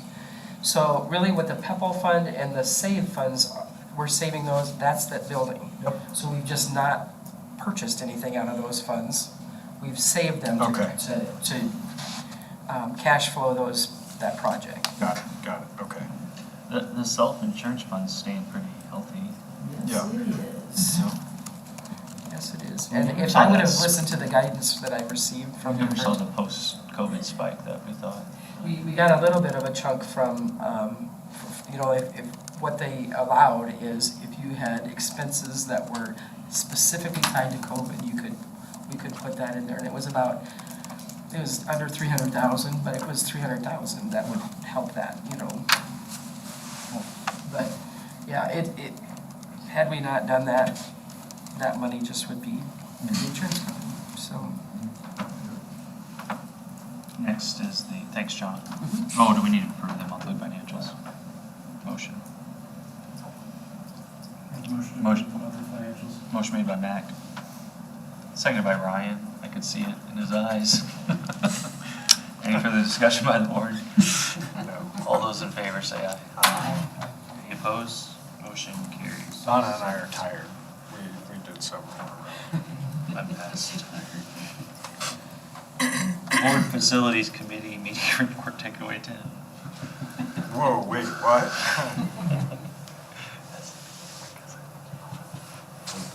Tim is our sole representative for that. Wait, I'm on policy. Where is Board Facilities Committee meeting, okay. All right. Is that just me and you, John? And Ted, yeah. And Bernie. All right, so, this is the one where we watched a video, right? On the paging system. Yep, so we watched a video on a paging system, which was pretty cool. It, as I recall, you could like talk throughout the building. You could also, there was video, right, that you could leverage? Could, yeah. Yeah. I mean, that was an option you had.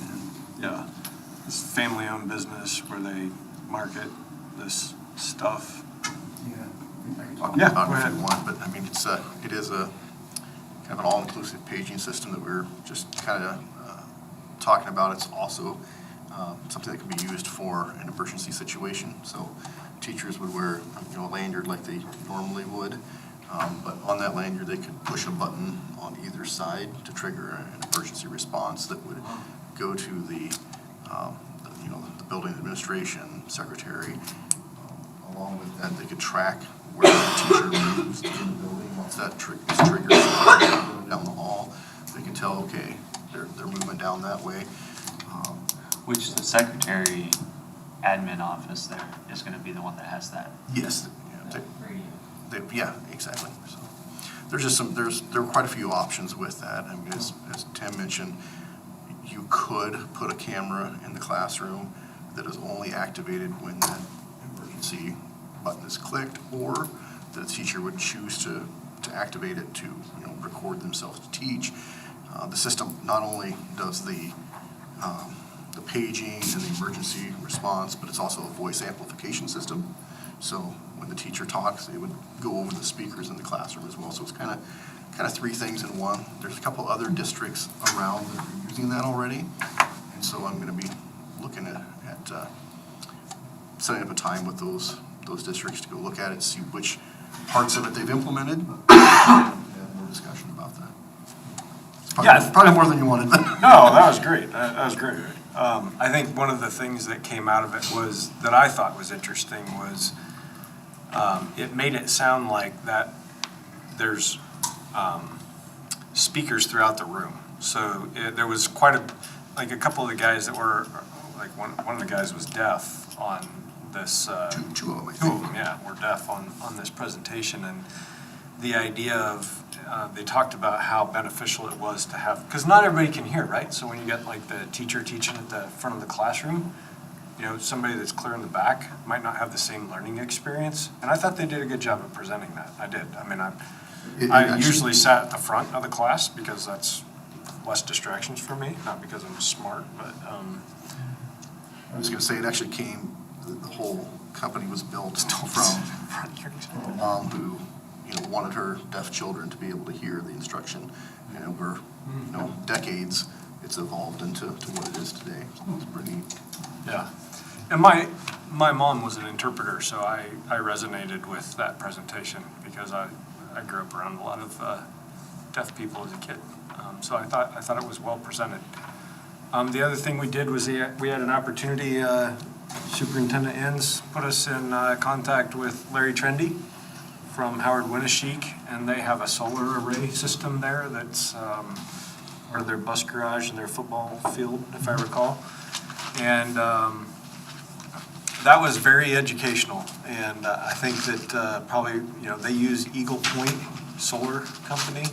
Jonna has done some research, and she found that they actually have representation here in the Des Moines metro area as well. We talked about maybe having them come out and kind of look at our facility, especially the auxiliary services building, and kind of give us an idea of what options we would be looking at, what kind of cost we would be looking at. I personally walked away from the conversation with Larry Trendy believing that we could probably navigate this ourselves as a district. We could probably take something like this on. We probably don't need a middle person to manage it on our behalf. I don't know exactly what Bernie's thoughts were. I know that, some of Bernie's concerns with solar have been whether or not his folks that work in the facilities office have the knowledge to be able to provide maintenance on some of these systems. But Larry's, he just embraced it, and it sounds like he's just learned it as he's gone through the process. And I think he said maybe they had to replace a couple of inverters, but that's about it. Yep.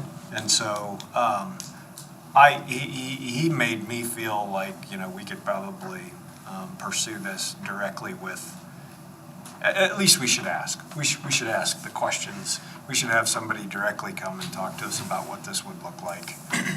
The other thing is that Eagle Point handled all the communications with the utility provider. And so that was also another plus that came from that. And they did see a reduction on their electric bill. So, continuing saga, Bernie and I did talk with, had a meeting with somebody from Eagle Point, and as we talked through the process of using that for the auxiliary services building, he really pointed us away from that because he said, yes, you have what the loads will be, but you don't have actual usage. He said, we really need to see actual usage, or else we overbuild or underbuild because we're just going by what the load says. Okay. So he suggested we do this building. Oh, that's fun. And he said, I can give you, so he's planning to come on January 5th at our next meeting. And he said that he will bring the PPA option and the purchase outright option. PPA is the middle person, right? Yeah. Okay. He said, we do them both. And the guy from Red Lion, used to work for him. Oh, interesting. So it was very interesting, it was very educational, again. But he said, give us a year, once you have a year's worth of data, of actual usage at that building, he said, then let's look at it. So we'll have more information, I mean. January 5th. Thanks, Tim. Thanks, John. Next is the board policy. Yes, meeting report. Ryan and I met with Ed on the first. I had to think for a minute. Went through several different policies. I'm just going to call off a couple of them here really quick. So it doesn't actually even look like they're on the agenda quite right. Go to the minutes to the next, that might be better. They're all 500 on page 108. There's some 600s. Let's see. Oh, there they are, recommendations for second reading. So on the second reading, there's actually 6052, 6053, 6053, E1, E2, E3, E4, and R1 that Ryan and I have kind of talked a little bit more about, and we'd like to actually pull those from reading tonight and do a little bit more work on them before we bring them back for another reading.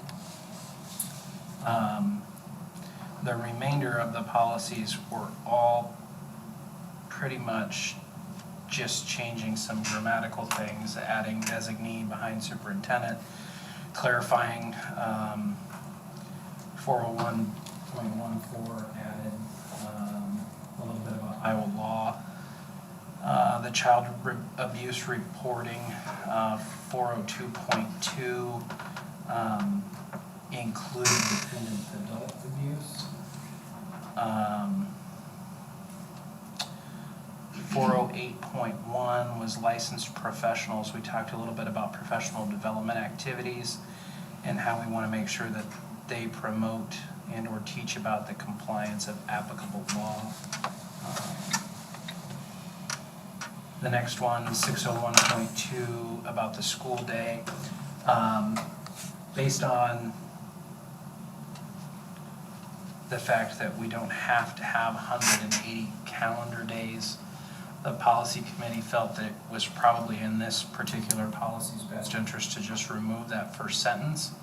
I understand that the board desires to have 180 days, but really we're bound by hours. So we removed that, added designee a couple of times, and then really gave the superintendent the challenge of creating administrative regulation around how IEPs and 504s are taken care of, and so that's added to this policy as well. 602.1, curriculum development. This was a big, this actually, we talked about this for quite a while. So the section, now I can't even remember what it is. It section 10? Is that what? Title 10, Ted, that we talked about, that was related to this, where we want to make sure when we go through our annual reviews of the curriculum that the board take the input from our teachers and our parents on how some of the curriculum is reviewed. It talked about that on 602.2 as well. Added again some more, and then reviewed the 605.1 instructional materials section. 602.3 is the evaluation piece. Added in there that we're just going to comply with applicable law. 605.1 is just really adding grammatical additions. And then that very last piece, the superintendent or designee will establish additional criteria to guide the section of instructional material through administrative regulation, ensuring alignment with educational goals and compliance with law. And then that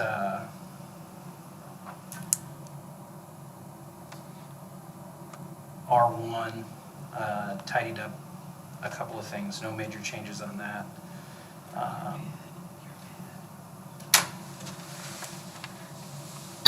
And as we keep scrolling down, we get into the 605.2, and that's where we'll pull those back out. Some of the wording in there, I think Ryan and I need to probably work with Ted on making sure that the committee is really, that the policy committee is really ready to bring back this to the board. There was a couple of things that personally I want to kind of go through and talk about and really make sure that we're being deliberate on how we create this policy around instruction and library materials and what that looks like on the policy. It takes us down to 135. 605.5, school library, added designee and took out the last half of the last sentence. 505.1, student progress reports and conferences. We talked a little bit about this, I think, even tonight when Jeff was here, making sure that students' progress reports are given out at the end of each grading period. There is a caveat in here that if students are adults or are emancipated, that those records are theirs and not anyone else's. 505.2. Hey, Mac, real quick, before you go to 505.2. Yeah. What does it mean high school conferences are not individually scheduled? So at our elementary schools and our middle school, parent-teacher conferences are held regularly. All of the parents are invited to those. The high school is more of a invite by either the teacher or request by the parents. That is the way that it has been done for some time. The policy here is just updating that to say that we're not having a regularly scheduled parent-teacher conference at the high school. Not necessarily a specific time where you come in and see that teacher. There's an evening where it's more of you come in, you visit with the teacher, but in elementary school, you usually get a time assigned to you and things like that. Like at Southeast Polk, they have all the teachers in the gym. You like walk up, you get in line. Arena style. I guess I didn't notice any difference from middle school to high school.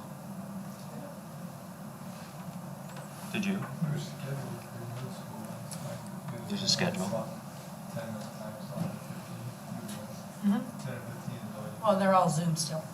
That's what we do. That's what we've done in high school the last 2 years, is just a 10-minute time. You just select the You teachers. still picked a time at the high school, even this year. I don't know kids at the high school. I don't know if I didn't go.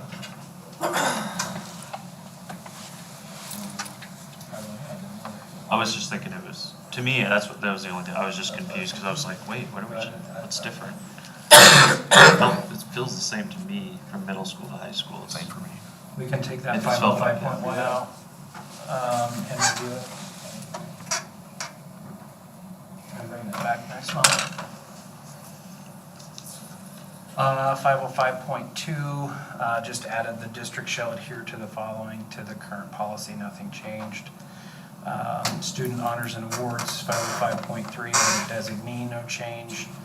505.4, testing program, added this section in here without the prior consent of the student.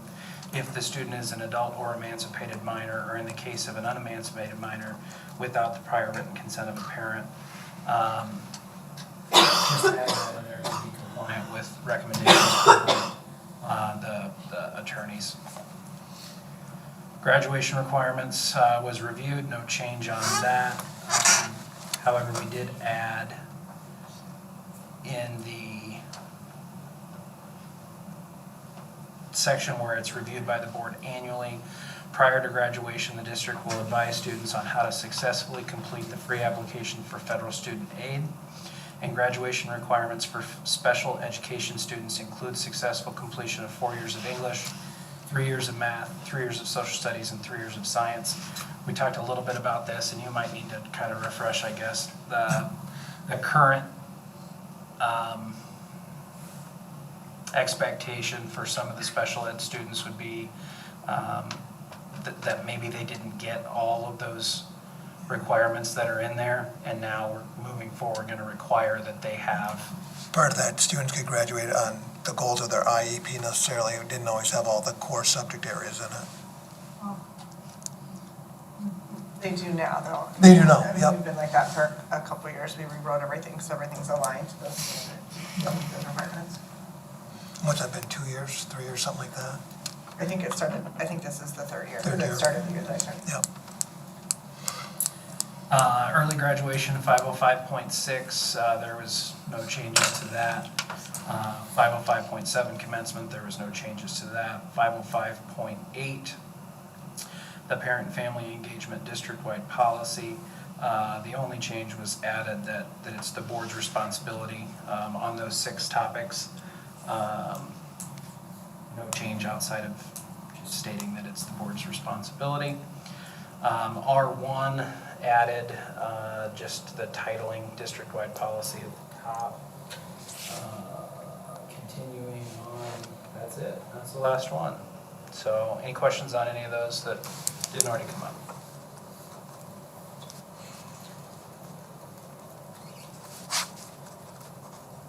So clarity, I need a little clarification. Can I make my own motion? Since I got it written down here? Yeah, okay, but you took 505.1 out, is that correct? Yeah, I think on that one we need to figure out for certain. And that was the only one in the first readings Correct. group? And then the other one was 6053, that whole section? 6052 and 6053. And then everything else is as is in the recommendation. Correct. And I'm trying to get back up to the top. I'll let you go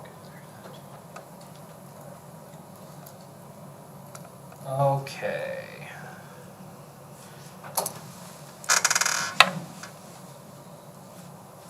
So I will make a motion to give second reading approval to board policies 401.14, 402.2, 408.1, 601.2, 602.1, 602.2, 602.3, 605.1, 605.R1,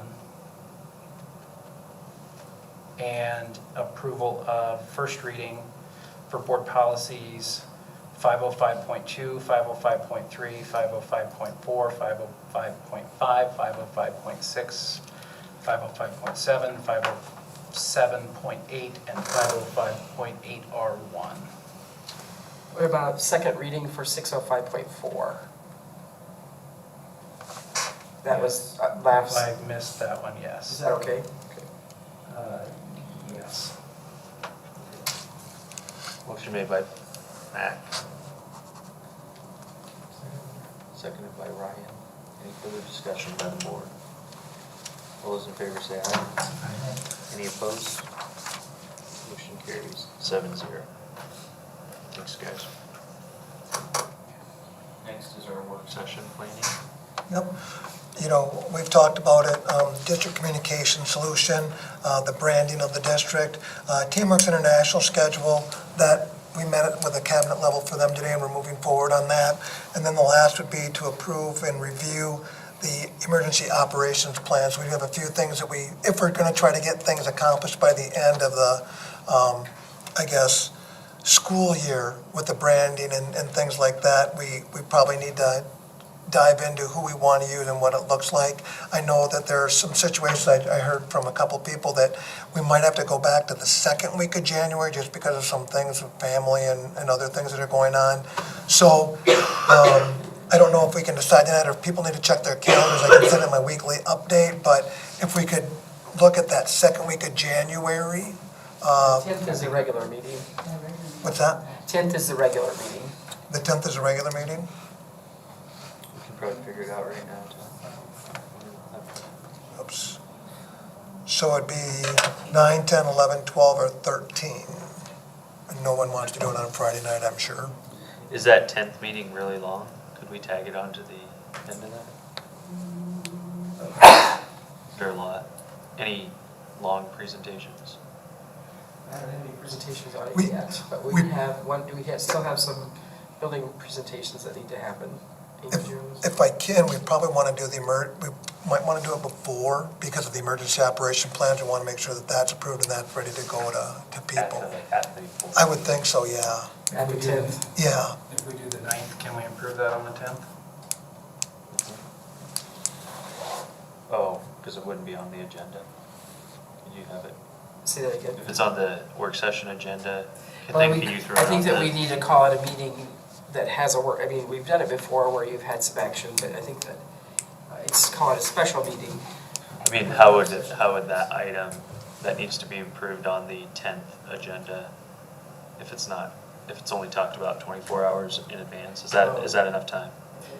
We could put it tentatively on. We could put the agenda out and then add the. Based upon documents what later. happens on the 9th, then it happens on the 10th, okay. Because you have to look at it and then you have to approve it? Yep. Okay. Or can you come out of it and do it? Or approve it? I don't know. I'm not sure on that. I'm not either.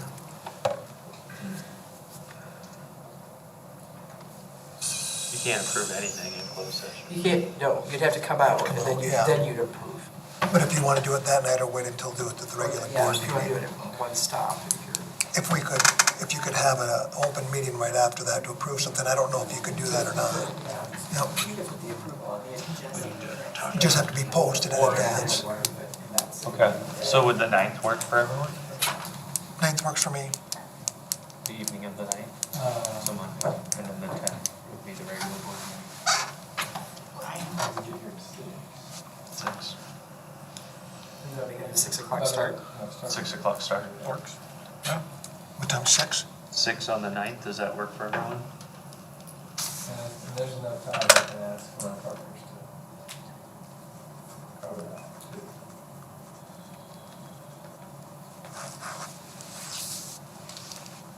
We don't start so late. I don't know. I'm not 6, and if you can do it earlier, let us know. Just get here when you can get here, if you can get here. Got a doctor's So this is, appointment. the only thing that would be on this is the emergency operation or the work session. I think it'd be at the work session. Yeah. Fair. Talk through the branding and the other pieces as well. And the communication piece. So the 9th at 6. 6, right here. Be a special, this is a work session. Okay. The other thing that we probably will need to add is the cybersecurity would be similar to the emergency operations plan, would also need to be a closed session because. Sensitivity. Sensitivity, yeah. That being the same thing. I don't know if he'll have it in time. They're going through the process now. We could tag that to a meeting though, any meeting really. Ted, what do you expect for a length for that meeting on the 9th? What was that? For a length of time for that meeting? How long will it take? What do you think? I don't think, I mean, we know most of it, the emergency operation plan, shouldn't take that long. They're all very similar. I mean, the elementary schools are. Okay. As far as the branding, it's just debating between talking through the 3 proposals we have. And then the last piece would be if we want to move forward with the district communications person. Okay. So I would guess hour and 15 minutes, maybe at the most. Okay. Works for everyone? Okay. All right. We'll try to be efficient with it. Next is the board calendar. One thing to put on your agenda, or on your calendars, I don't know if you saw this, you probably got this in the mail. It's the Day on the Hill, and since we're close, you know, people sometimes go up to that, that's in February, so you got a little bit of a time, but mid-February, I think the 14th. Did you go last year? Donna, did you go last year? No. You It did. was canceled last year because of the weather, the snow, because I was gonna meet Kim Grissom up there. Okay.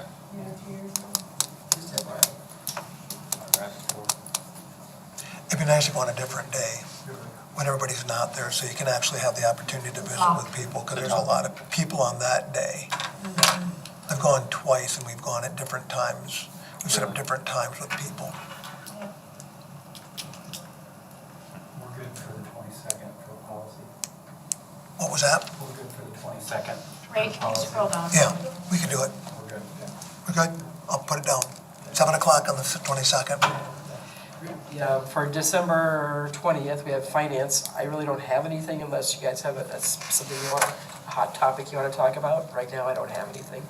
As we start, we'll get in January, 1st of January, we'll receive our evaluations, which then starts the ball rolling for the budget and stuff like that, so. Cancel? That's fine. If you fine don't have with that, that's fine with me. So no 20th meeting? What's that? That's like 4 in a row. 2 in a row. 2 in a row. It's like 14 in a row. What's that? Nope, that's fine. Anybody else, any changes on that for anyone? It's you and me on technology room. Who's on technology? I see a meeting on the 27th there. Huh? I see we have I don't see it on here, but I see on my I calendar. canceled, well, we talked about it, you said you didn't have anything, so we already tentatively canceled it, but if you've got something, we can go. Actually, I was hoping that would be the case, because I'm going to be. Well, gone. I can't come on the 27th. You and Sue can do it. No, for December? I'll be Yes. gone. No. I won't be here either, I so. I will not be here wanna on the make sure you had that 24th of January. I cannot make the 24th of January one. So we probably will want to move that one, because that one I think I'll have quite a bit of Okay, information to share by that point. let me know what works for you. Those are Tuesdays, right? Yeah, so my others are all Thursdays, so whatever, if there's another Tuesday. Or Wednesdays. Sounds good. Oh, Your Sunday. Right, and then the next board agenda. And that's it. Make a motion to adjourn the meeting. Motion made by Matt to adjourn, seconded by Ryan. All those in favor say aye.